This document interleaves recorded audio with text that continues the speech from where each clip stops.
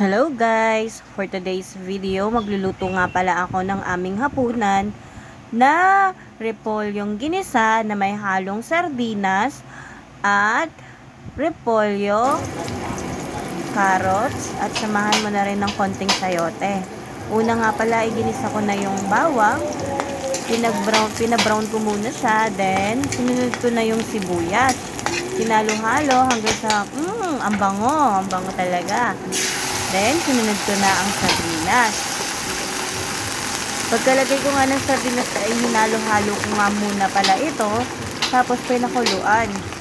Then, nilagyan ko na rin ng 3 lata ng tubig. Ayan.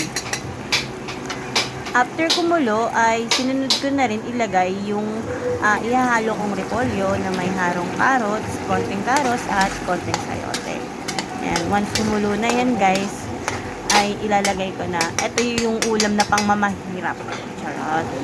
Ayan, binili ko nga pala yan sa palengke guys. 25 isang balot. Bali 2 balot binili ko para naman makapagbigay din ako ng ulam kay mama at kay papa. Then, nagbigay na rin ako ng ulam sa tito ko. And, yun, sa mga nakakain pa. Then, ayan. Bali guys, kaya pala ako nagluto ngayon ay may pasok na tayo. May pasok na tayo sa trabaho at kailangan natin magbaon ng ulam at kanin. Kasi mahal ang bilihin. Kapag alam mo na, trabaho sa gabi, mahal ang bilihin. Kaya kailangan magluto ka talaga ng sarili mong pagkain. And after kong pakuluan guys, ayan, ilalagay ko na yung gulay.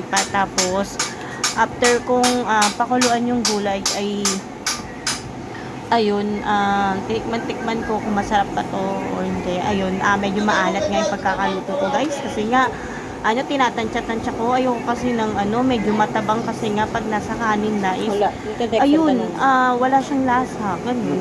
Ayan, sana lang nasarapan sila sa luto ko. Yun lang.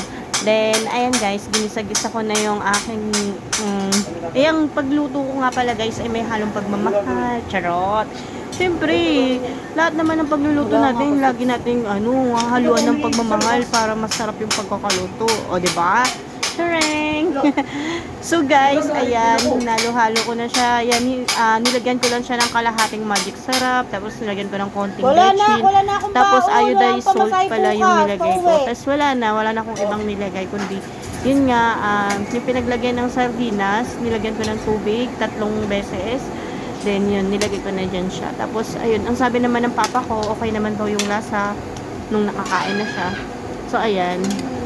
Nalo-halo ko. Tapos, tinakpan ko guys. Tapos, kinuk ko siya for 5 to 10 minutes siya. Kinuk kanina. Para medyo na talaga yung gulay niya. Talagang lutong-luto na. Kasi, ginisa-gisa ko na siya eh. So, ayan. Sabi naman ng asawa ko, ayun, buti naman daw, nagluto daw ako ng gulay. Kasi, lagi na nga lang daw yung ulam niya is, ayun, manok, karne. Yes, ayan.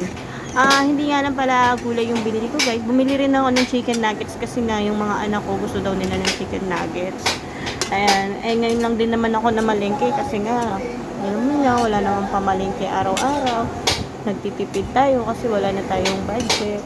Alam mo na, wala rin kasi akong trabaho for almost a month or 2. Ayan, kaya kailangan natin magtipid talaga. Puro na nga tayo utang. Ayan, baon-baon na tayo sa utang. Kaya kailangan natin magtipid. So, ayan guys, pinakulo na natin. Tapos, after nun guys is, lutuin natin yung chicken nuggets.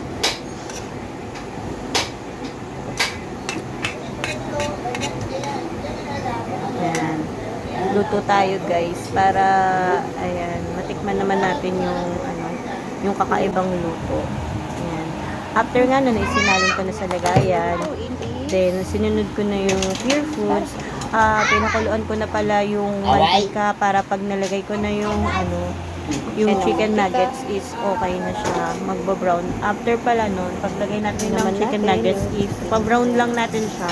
Huwag natin masyadong ibabad kasi matigas siya guys kapag naluto. If ever na napatagal natin yung chicken nuggets sa mantika, sobrang tigas niya. So, ang gawin lang natin is ipa-brown lang natin siya sa pagluluto.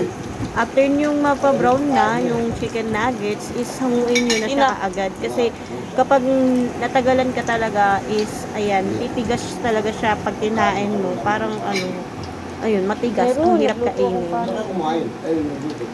Ayan, ganun lang ako magluto ng chicken nuggets. Ayun lang. Tapos, after ng chicken nuggets is, niluto ko na rin yung tilapia. Lagi kong binibili pala yan guys, tilapia. Kasi favorite kong isda yung tilapia. Dapat talaga labahita eh. Kasi takam na takam talaga ako kapag nagluluto yung kapatid ko sa labahita. Kaso, yung bumili kami sa palengke kanina is wala talagang stock ng labahita. So, ayun, mura lang din naman yung tilapia, 80 pesos, kalahating kilo, kaya yun na lang. 3 peraso yung nabili ko, then pinahiwa ko lang sa dalawa para 6 na peraso siya. So, ayan. Ayan yung chicken nuggets para sa mga anak ko naman yan, kay Artina sa kay Aya. Tapos yan. Yung tilapia, ang bilis lang din niya maluto guys, halos kada salang 3 to 5 minutes lang, tapos naluto na siya. Yan, kain na tayo. Naluto na lahat. So, yan, si Atina. Kain na si Atina. Tapos yung asawa ko, si Arnel. Ayan, tapos yung aking anak na panganay, si Arian. Ayan. O, tara na, let's eat. Bye-bye.